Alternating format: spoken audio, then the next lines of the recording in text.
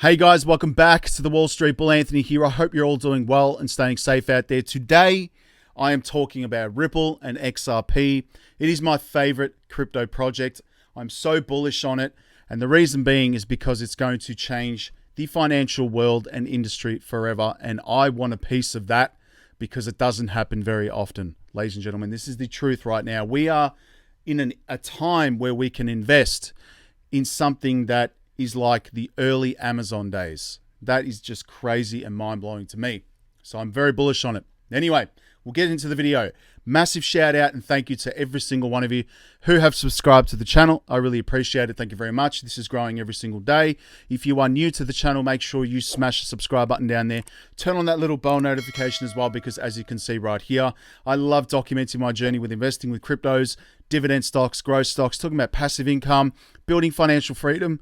And yes, my goal at the end of the day is to build generational wealth. So come along this incredible journey. Look at all this. It's been absolutely insane so far. Also, if you can give this video a thumbs up, watch it straight through, it would really help me push this channel out to a lot more people, because the YouTube algorithm is absolute magic when you find, ladies and gentlemen, do that. All right, so make sure you give it a good old thumbs up. Doesn't cost you anything. It's down there.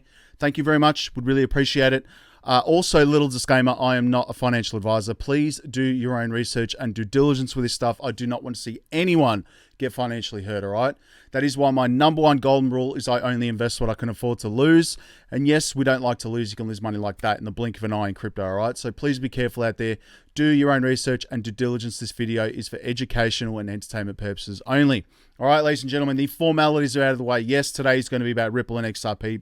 Pretty much that's it, and some other things as well. But I'm so bullish on it, and I found a pretty interesting report from Piper Alderman, massive accounting firm, obviously mentioning some interesting stuff about Ripple. So we'll get into that in a second. But let's go to the community tab. I love talking with everyone in here.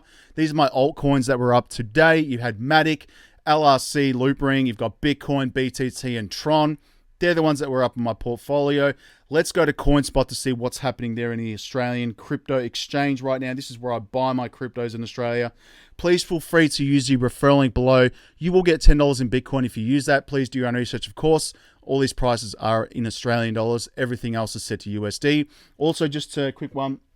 I've got a couple of tradies, tradesmen right now, banging away and using drills. So hopefully you guys don't hear that.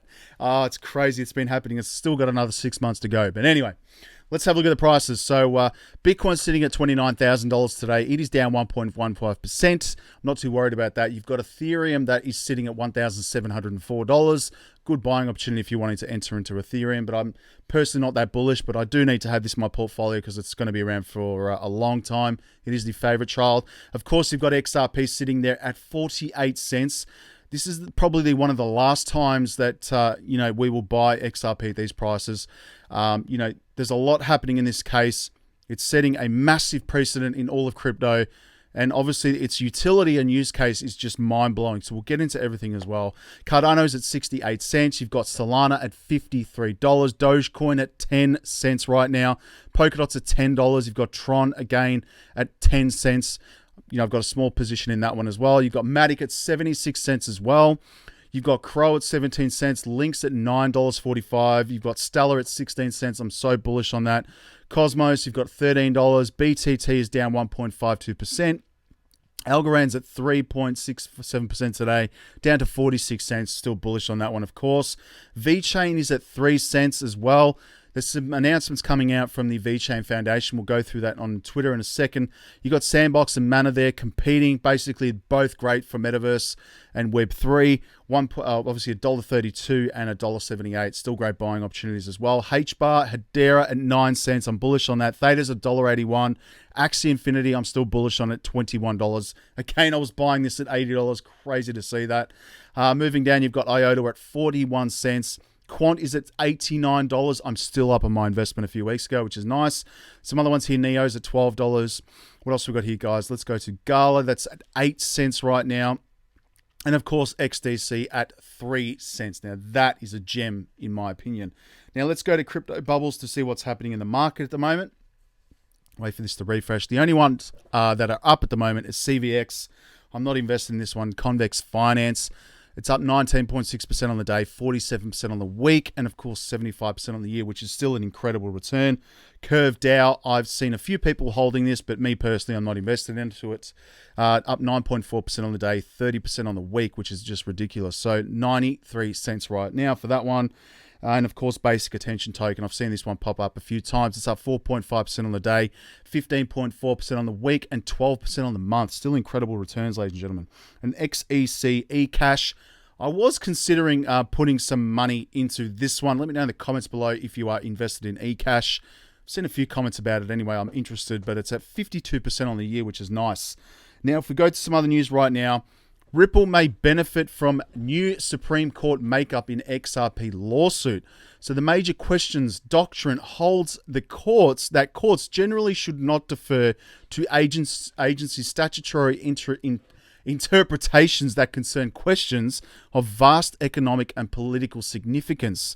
So as the public awaits the court's upcoming ruling on what may be the SEC's final attempt to keep the human-related documents away from Ripple, the public looks for clues as to how the case will play out. One key influencer with the XRP community is Johnny Deaton, legend, the attorney who successfully acquired amicus curiae status for XRP holders in the SEC vs Ripple case, and is currently representing over 67,000 of them. I believe that's gone to like 68 or 69,000 right now. So major questions doctrine weakens SEC statutory interpretations. This is getting very legal right now. It's full on. I'm turning into a lawyer with this case, and I'm sure everyone else is as well, reading all this legal language. It's full on. So Johnny Deaton, who has obviously a Twitter following of more than 200,000 users, has recently referred to attorney influencer James K. Phelan to remind the public that one should be thinking about the bigger picture when looking at the precedent-setting case that is the SEC versus Ripple. Deaton wrote in a tweet that the context of the recent Supreme Court ruling restricting the U.S. Environmental Protection Agency, EPA, power to regulate carbon emissions. Very interesting stuff right now, how this is, all combined with Ripple.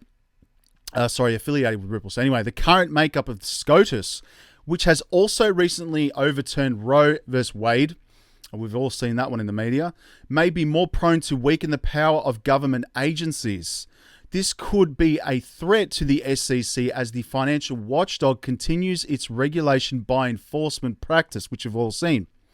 In the case of an appeal, the current environment in the United States may be favorable to the defendants. Ripple. On 30th of December 2020, 1 week after filing the SEC vs Ripple, obviously the lawsuit right now, James K. Phelan wrote, when it comes to SEC vs Ripple and all the different federal agencies trying to regulate crypto, start thinking about the bigger picture right here, like Chevron defense, the major questions doctrine, and our new Supreme Court makeup.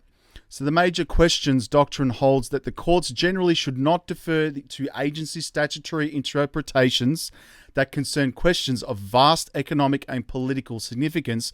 Why should just one agency get to decide questions of vast economic or political significance? He continued. With the rapid evolution of crypto, why should one agency, whether the SEC, FinCEN, or DOJ, get to set the rules instead of having specific congressional guidance, especially when they come to different conclusions? We can't look at individual cases without more specific guidance. Crypto, like Ripple, is treated differently depending on the country. Yet how this case is decided is of worldwide economic and political importance.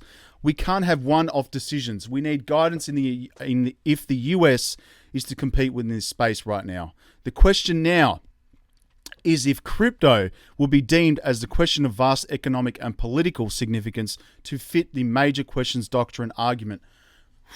Boom, mind blown right there. That's pretty full on. Some other stuff right here. This is interesting. Ripple hires new lawyers as SEC lawsuit drags on. So they've brought in some new lawyers into the case right now. So blockchain company Ripple has added 2 Kellogg Hansen lawyers to its team in order to bolster its legal team. How bullish is that? You've got Kylie Chiz right here and Kim and Clayton J. Masterman right there. They're mastermen of law. The 2 newly added attorneys will represent one of the top cryptocurrency players in its protracted battle against the US Securities and Exchange Commission. Judge Torres has granted their respective motions for admission to practice pro-hack vice for the aforementioned case. So they're bringing in new lawyers. How bullish is that? Some other stuff right now, of course, you've got the latest XRP milestone bigger than we realize, says crypto legal expert Jeremy Hogan. This is in relation to all the stuff to do with the land in Colombia, I believe it was, and the company Pearsys Technology announced, obviously, last week that it had inked a deal with the Colombian government to deploy the XRP ledger in South American country's land registry system right here. So that's bullish as well. But one thing interesting I came across, and now I know that I believe it was King Solomon mentioned this a few, last year, I believe it was.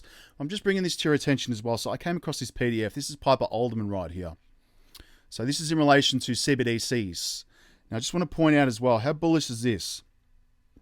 Now I'm going to zoom in right here. So Ripple built for a CBDC. This is what's happening right now, and probably one of the major reasons why the SEC is going after it, because they do not want a company like Ripple having control over government CBDCs.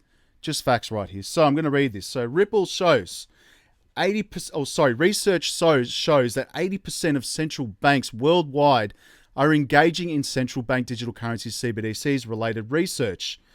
With banks exploring existing open source platforms to run CBDCs on, such as Ethereum, which the Reserve Bank of Australia has considered, us Aussies, for wholesale bank settlements. So who knows what they're doing? I hope they do not go, our Aussie Reserve Bank doesn't go with Ethereum, just saying. A fully open model such as used in Bitcoin network, where anyone can run a node, transact, validate, or view transactions, does not fit in with the requirements of a CBDCs for most central banks. So in this part, due to concerns about the speed and pseudonymous blockchains are not very private once wallet addresses start to be identified. Additionally, the speed and volume required for CBDC payments simply cannot be matched by public permissionless systems. Ripple has proposed a solution to help speed CBDC adoption, announcing that it's piloting a private version of the public open source XRP ledger that provides central banks a secure, controlled, and flexible solution for the issuance and management of digital currencies. A report by CPA Australia. CPA Australia is like an organization for accountants, so like they're the regulator for accountants, obviously here in Australia. So, notes that France has openly discussed Ripple and XRP as a possible platform for Europe's central digital currency, and reiterates the preferential features of XRP as Ripple and XRP enjoy the trust of many banks and model for CBDCs because it's highly centralized and is based on a permission network where only certain network nodes can validate transaction, as opposed to decentralized and permissionless Bitcoin and Ether. Very interesting. So Ripple's proposal is an example of how some features of blockchain technology may be incompatible with the pursuit of CBDCs. However, there are configurations that exist technology which can satisfy the security speed required by such projects. Ripple is already being used for CBDCs, and it's just getting started. Again, but the whole thing about centralized, Ripple is centralized, XRP is decentralized. There's a difference. They're two separate things we're talking about here. There's Ripple and then there's XRP. But again, it just goes to show the use case of XRP and why I'm so bullish on it. It is the only cryptocurrency that is going to change the game, straight up. And this is why the SEC is going after it, just to hinder the development of Ripple overseas as well and in the United States. It's very annoying. Moving on to some other stuff here. Let's go to cryptometer.io. Then we'll get into YouTube. Let's get into Twitter. You got in the last day BNB. You've got XRP. That's bullish. Ethereum. You've got WBC, Tron, VR, Win, USDP, and EOS. I've seen some pretty interesting stuff about EOS as well. I'll definitely have a deep dive into that. Yes, my World OTC Trading bot right here. Again, this has been going really nice. I'm up to 363 USDT as well. It is making me 3.2% per day. There is a referral link below. Please feel free to use that. Do your own research, of course. And again, I'm using iMacros to trade this. I started out with 199 USDT. So again, it's made me some nice profits right there. And you can see it's not big. $1.39, $1.37 USDT. It's slowly increasing, which is nice. Again, for one USDT that we get $1.40, it's basically $1.40 Australian. So not too bad. And again, it trades, you can trade up to 8 times a day, 3.2% basically, which is nice. So again, it is risky, high risk, high reward, but I've only got a small investment in there just making me passive income. So can't complain about that. Please feel free to check it out. Link below, iMacro script below. Do your own research, of course, with this stuff. High risk, high reward. All right. Now let's go to Twitter and we'll see what's happening here. Ladies and gentlemen, there's a lot happening on here, obviously. This is interesting. So Ash Bennington right here. Dude, Wall Street CEOs don't ride to the rescue. They buy distressed assets at steep discounts.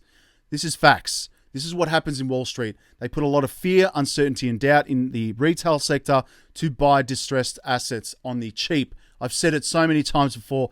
Do not sell your crypto if you can afford to, because the institutions will buy that asset up straight away. Some other stuff right here. Digital Asset Investor, thank you for this video. There's a reason that traditional financial media is reporting that the crypto crash as the second coming of the dot-com bubble.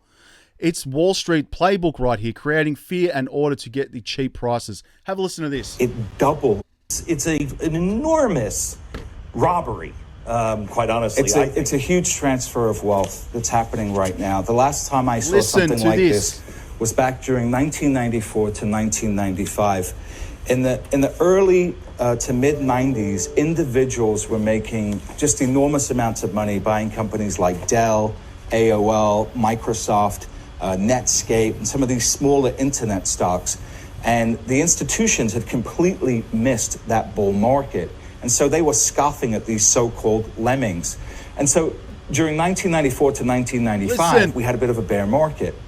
And so, again, institutions were out saying that, oh, anybody buying internet stocks, you're idiotic. And so you had a lot of people selling their AOL, selling their Microsoft, selling their Dell shares. Guess who was buying? It was the institutions. If you look at a chart of institutional allocation to venture capital internet deals, it doubled between 1994 to 1995, which was exactly when institutions were saying, oh, this is just a market for idiots. Nobody should be buying this stuff. So they literally stole all this wealth that should have been in the hands of individuals that owned Dell, Microsoft, and AOL. And then from 1995 to 2000, of course, we saw $5 trillion come into the market, and the biggest bull market we've ever seen. So this blueprint of creating fear in order to get cheap prices is nothing new. So I don't even need to say anything. If you've watched that, re-watch it again 20 times if you have to understand exactly what's happening in this space.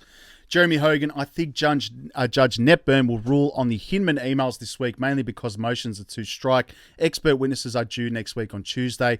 So we could see some interesting stuff coming out this Friday, because usually it's a Friday here in Australia anyway. So Thursday, Friday, there could be a ruling on these Hinman emails. Very interesting. Keep an eye on that. And he's saying, speaking of which, looking forward to Ripple's motion to strike the expert report from Mr. Doody. It should be a doozy. Anyway, moving on to some other stuff right here. Bragg describes himself as a plumber to the global financial infrastructure. How bullish is this? Listen to this. I don't think right now digital assets and blockchain are solving consumer problems. I mean, you think about I think 100% of the examples you heard us all talk about were infrastructure. I describe myself as we're a plumber to the global financial infrastructure. And that's not about going to Starbucks and using XRP to buy a coffee. Yeah. You could do that, hypothetically, and Starbucks could choose to accept that. But I don't think that's where we are. Vitalik, one of the founders of the Ethereum ecosystem, he was on a panel at a Ripple event, and the question he was asked was, who's the competition? And he pulled out a $20 Canadian bill and said, this is the competition. I couldn't disagree more. If we go out and say we're going to attack the system or attacking fiat, at the same event we had Ben Bernanke come and speak, and he's like, look, central governments will control M1 money supply. This is fundamental to being a sovereign nation. And so this idea that I agree with Katie, I don't call it cryptocurrency. I refer to them as digital assets. Cryptocurrency suggests I'm going to go to Amazon and buy things with this. You pay with currency, right? This is a new asset class. Yeah. And I think a lot of people in the space think these are new asset classes, and they're all, quite frankly, very different. I mean, the asset class that you have, XRP, is very different from Ethereum, is very different from Bitcoin. We talked about the holy wars. You've got Fork with Bitcoin and Bitcoin Cash. One of the reasons for, by the way, the warring factions is people are economically incented in a lot of cases who hold a particular asset to trash talk the other. And they're economically incented to do that. Yeah. Very interesting right there, ladies and gentlemen. Again, I would never use my XRP to buy Starbucks. Quite frankly, they make horrible coffee. Everyone knows I'm a coffee nut, and I do not like Starbucks. I'm just telling you all right now. Give me Lavazza, give me Illy coffee, just a straight espresso, beautiful coffee. Anyway, moving on, you've got Ched McCaleb here, down to 45 million XRP. JP Morgan strategist says Bitcoin bear market is almost over. I agree. I believe this is one of the last opportunities people in retail will get to buy and invest, not financial advice, into assets like Ripple and XRP, of course XLM, all my favorites. Now, just one other one here right now. I just want to point out, Circle says they hold 80% of their USDC reserves in US Treasury bills, 20% in cash, and is within the US banking system right now. Anyway, moving on to some other stuff right now. Let's go to CoinMarketCap. 896 billion US dollars. You've got 65 billion in volume. So again, it's all over the place. It's quite low still. When this starts going up to like 130, 150 billion, now we're talking, all right? It will happen. Just give it time. Have some patience. I see so many comments. When moon, when this, when that. Chill. Plenty of time. 42% BTC, 15% Ethereum. Again, I can't wait for XRP to flip Ethereum. The only coins I am focusing right now, obviously, banking coins right here, ladies and gentlemen. These are the ones that are going to change the game forever. XRP, 32 cents USD. Stellar's at 10 cents. Algorand right now at 30 cents. You've got Hedera at 6 cents. IOTA's at 27 cents. Quant is at $59. Quite expensive, I know, but again, this is going to be a $10,000 asset eventually. What's $59? It's nothing. XDC is at 2 cents. All right. That is it for today's update, ladies and gentlemen. Stay positive. Again, I dollar cost average every week into my crypto assets, so I'm not too worried about them going up or down. Just simply set an amount of money, and I buy them every single week consecutively without deferring from that or deviating from that, basically every single week. All right. Thanks very much. We'll talk to you in the comments and in the community tab. Make sure you're following me on Twitter, TikTok, all that stuff. And I love talking with everybody. All right. Stay safe. Stay positive. We'll speak to you soon. Peace. Bye.